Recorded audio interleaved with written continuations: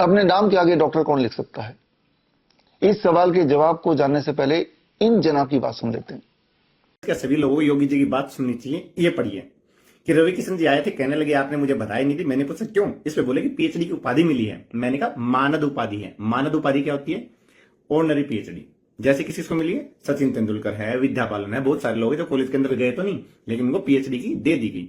ठीक है, आगे कहते हैं, फिर कहने लगे प्रोफेसर लिखूंगा। मैंने कहा प्रोफेसर लिख नहीं सकते।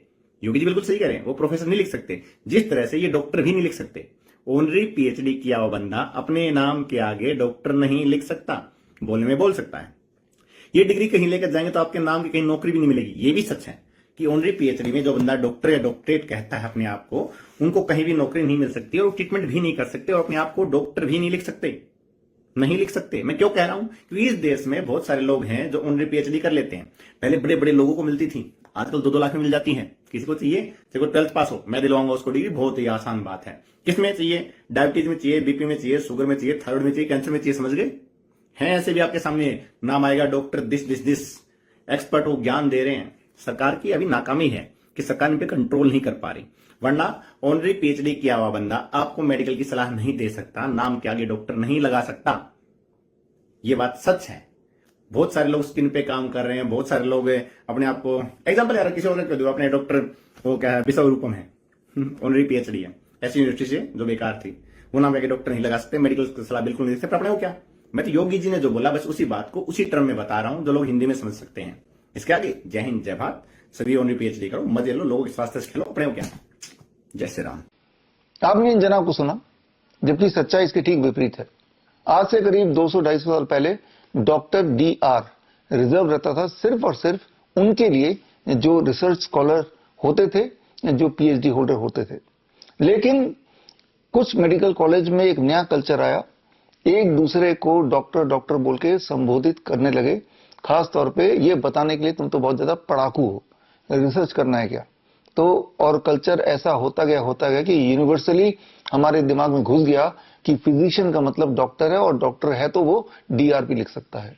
जबकि आज भी इस दुनिया में कई सारे देश हैं जहां पे फिजिशियन, इनकी तरह फिजिशियन अपने नाम के आगे डॉक्टर नहीं लिख सकते। अगर डॉक्टर वही लिख सकता है जो ऑलरेडी डॉक्टरेट हो या PhD होल्डर्स हो। इन देशों के नाम ले लेता हूं, जर्मनी, ऑस्ट्रिया, स्विट्जरलैंड, डेनमार्क, ये कुछ एक देश हैं जहां पे MBBS MD के आधार पर अपने नाम के आगे डॉक्टर तो छोड़िए, बल्कि पूरे दुनिया में इस तरह के जनाब जिन्होंने भारत से MBBS MD किया है, वो किसी और देश में जाके प्रैक्टिस तक नहीं कर सकते। 2-4 देश को छोड़ के, जैसे भूटान है, मालदीव है, म्यांमार है, यहां तो कर सकते हैं, लेकिन इसके अलावा अधिकतर देशों में जाके प्रैक्टिस भी नहीं कर सकते। डॉक्टर लिखने की बात तो छोड़ ही दीजिए। अब जरा मैं अपनी बात कर लेता हूं। जो लोग PhD होल्डर होते हैं, ऑलरेडी PhD होल्डर होते हैं या नेचुरोपैथी से जुड़े होते हैं, उनके ऊपर किसी भी तरह का कोई भी रिस्ट्रिक्शन नहीं है। वो दुनिया में कहीं भी जाके अपना काम शुरू कर सकते हैं। मैं प्रूफ के साथ बताता हूं। भारत से शुरू करते हैं। आप देख रहे हैं स्क्रीन पे, जो वो कोरोना काल था, कोरोना का ढोंग था, उस वक्त पूरे देश का जो सबसे बड़ा प्राइवेट कोविड सेंटर या फ्लू सेंटर था, आप यहाँ पे स्क्रीन पे देख रहे हैं, वो हमने स्टार्ट किया था। उस वक्त के MLA, आज के MP नीलेश लंकेश जी के मदद से। और आप अभी स्क्रीन पे देख रहे हैं, ये नेपाल सरकार का ये पत्र है, और नेपाल में जाके भी हमने काम किया। और अब ये देखिए, ये वियतनाम से मिला हुआ ये उपलब्धि है।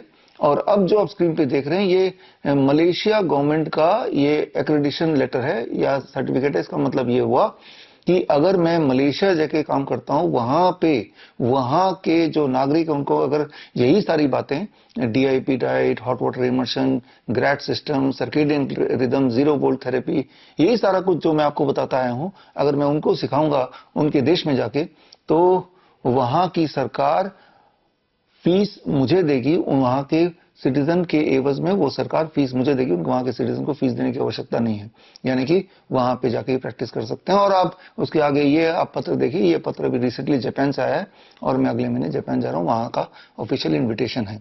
तो अलग अलग देश जाके मैं तो अपना काम करता ही रहता हूँ। कुछ उदाहरण मैंने आपको दे दिए। अब दोबारा से चलते हैं, इन्हीं जनाब की बात कर लेते हैं। इन्होंने ये ऐसा दिखाया या बताया, या इस तरह का इनका रुआब है कि बहुत बड़ी पढ़ाई कर ली है और एक ऐसी पढ़ाई जो बहुत थोड़े से लोग ही प्रिविलेज लोग ही करते हैं, तो वो बाकियों से अलग है। अगर तो बाकियों से अलग है, अगर आपको अपनी पढ़ाई पे इतना ज्यादा कॉन्फिडेंस है, तो आप हमारे साथ एक चैलेंज में आ जाइए। चैलेंज आपको पता है कुछ महीनों से बल्कि कुछ सालों से मैं देता आया हूं। एक बार फिर से वो चैलेंज दोहरा देता हूं। स्क्रीन पे ये 7 चैलेंज देख रहे हैं। इनमें से पहला चैलेंज तो एक बार मैं बता ही सकता हूं एक बार फिर से, कि दुनिया में ऐसी कोई एलोपैथी की दवाई नहीं जिससे कोई भी एक बीमारी 100% छोड़िए 1% भी ठीक हो जाए। अगर मेरी इस बात को कोई गलत साबित कर देगा इस तरह के डॉक्टर्स, तो मैं उनको 10 लाख रुपए दे दूंगा। ये चैलेंज मैंने पहले भी रखा था और ये चैलेंज अभी भी जारी है। और इसी तरह के 6 और चैलेंज आप देख ही रहे हैं स्क्रीन पे। स्क्रीन को पॉज करके ये सारे चैलेंज आप पढ़ ही सकते हैं। और इनमें से कोई भी एलोपैथी डॉक्टर्स अगर किसी भी एक मेरे चैलेंज को गलत साबित कर दे, तो हर एक गलती पे मैं 10 लाख रुपए दे दूंगा। कुल रकम 70 लाख की है।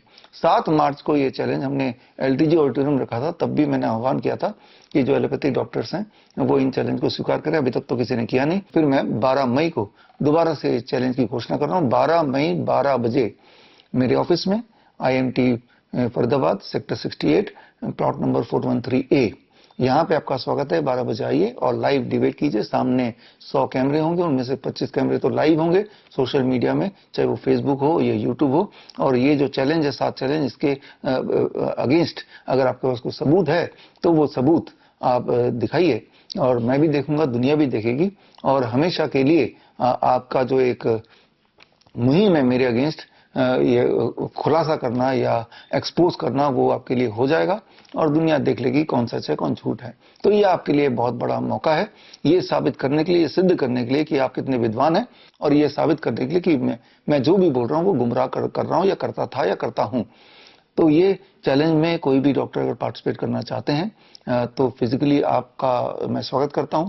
और स्क्रीन पे दिया हुआ जो ईमेल आईडी है bishrup@bishrup.com, यहाँ पे आप अपना डिटेल भर दीजिए, आपका नाम, आपका ईमेल आईडी, आपका फोन नंबर, ताकि हमें पता रहे कि आप आ रहे हैं। हम आपके स्वागत करेंगे और लाइव डिबेट होगा। जनता देखेगी, जनता डिसाइड करेगी कौन सही है कौन गलत है। अब इनके पास एक बहाना होगा कि हमारे पास इतना समय थोड़ा ना कि भाई हम आएंगे आपसे डिबेट करेंगे। हाँ, समय नहीं है, लेकिन सिर्फ समय इस बात का है कि आपको मेरे वीडियोस देखने का समय है, वीडियो पे चिंतन करने का समय है, उसके अगेंस्ट वीडियो बनाने का समय है। जैसे आपने ये वीडियो बनाया, या इस तरह के और डॉक्टर्स जो लगातार वीडियो बनाते रहते हैं। लेकिन जब मैं बोलता हूं कि सामने आके डिबेट कीजिए, तो अब समय नहीं है। तो खैर, आपका काम मैं फिर आसान कर देता हूं, आपको आने की जरूरत नहीं है। आप जूम के माध्यम से लाइव जुड़ सकते हैं, और अगर जूम के माध्यम से जुड़ना चाहते हैं तो भी आप bishrup@bishrup.com में अपना डिटेल भेज दीजिए, अपना नाम, अपना फोन नंबर, अपनी ईमेल आईडी। मैं आपको जूम लिंक भेज दूंगा और 12 बजे आप लाइव होंगे, स्क्रीन पे होंगे, मैं तो सामने होऊंगा ही, और आपको आने की भी जरूरत नहीं है। और आप अपने सबूत तैयार रखिए, और मैंने अपने सबूत तैयार रखे हैं पहले से ही। मेरी एक किताब रिलीज हो रही, किताब का नाम है मेडिकल सुपरस्टिशंस, और इस किताब में जो मैंने बातें बताई हैं, वो 7 चैलेंज, उसके सारे सबूत उस किताब में दिए हुए हैं। ये किताब 12 मई को 12 बजे मैं रिलीज कर रहा हूं, और इस किताब के माध्यम से आप तक, यानी कि जनता तक, सच मैं पहुंचाना चाहता हूं। और सच सामने आएगा तो आप देखेंगे कि ये सफेद कोट के पीछे का काला सच, सफेद कोट के पीछे का काला सच बोलें, या ये बोलें कि रबर ट्यूब वाले डॉक्टर, ये जो रबर ट्यूब आपने लगाया हुआ है, इसकी क्या जरूरत है इंस्टाग्राम पे रील बनाने के लिए? क्या जरूरत है लाइव करते वक्त? यहाँ आप बीच में बोल रहे हैं, कोई पेशेंट थोड़ा ना सामने आ जाएगा जिसकी आपको कोई ना कोई डायग्नोसिस करनी होगी।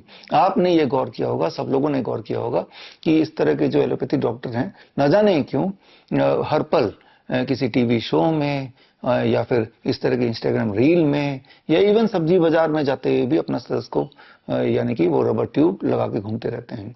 ऐसा प्रतीत होता है एक जनरल मास को कि पता नहीं एक ऐसा एक जादुई डायग्नोस्टिक टूल है जिसकी मदद से डॉक्टर को आपके अंदर के सारी बातों को पता कर लेते हैं, पता चल जाता है, और उसके बेसिस पर इलाज होता है।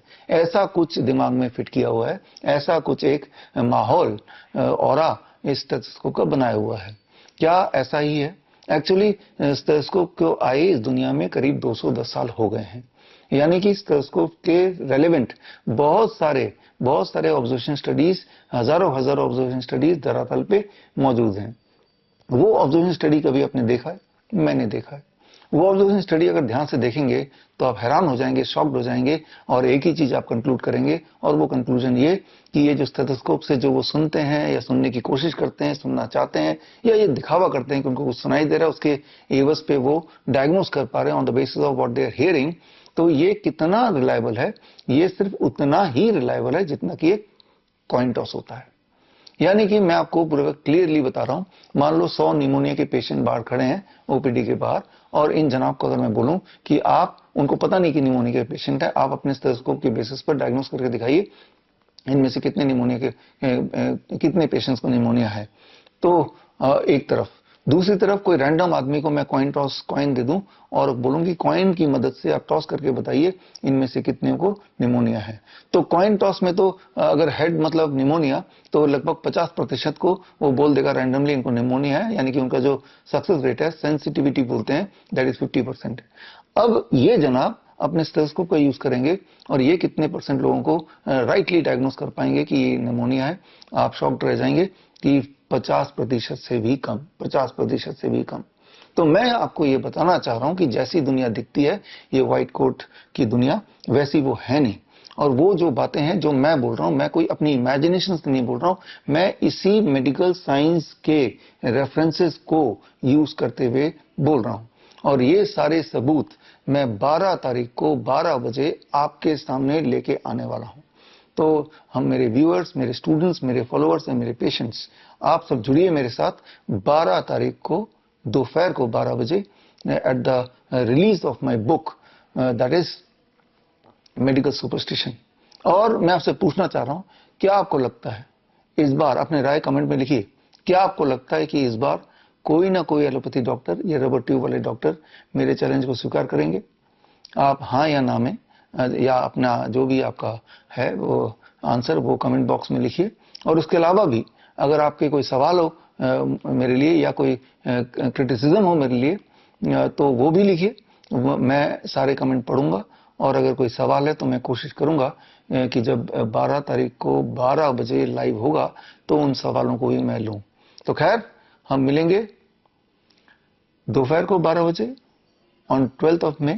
All the best, thank you, जय हिंद। बड़ी से बड़ी बीमारी का आसान से आसान इलाज घर बैठे ही हो सकता है। अधिक जानकारी के लिए कांटेक्ट करें nearest Dr. BRC Clinic @ home।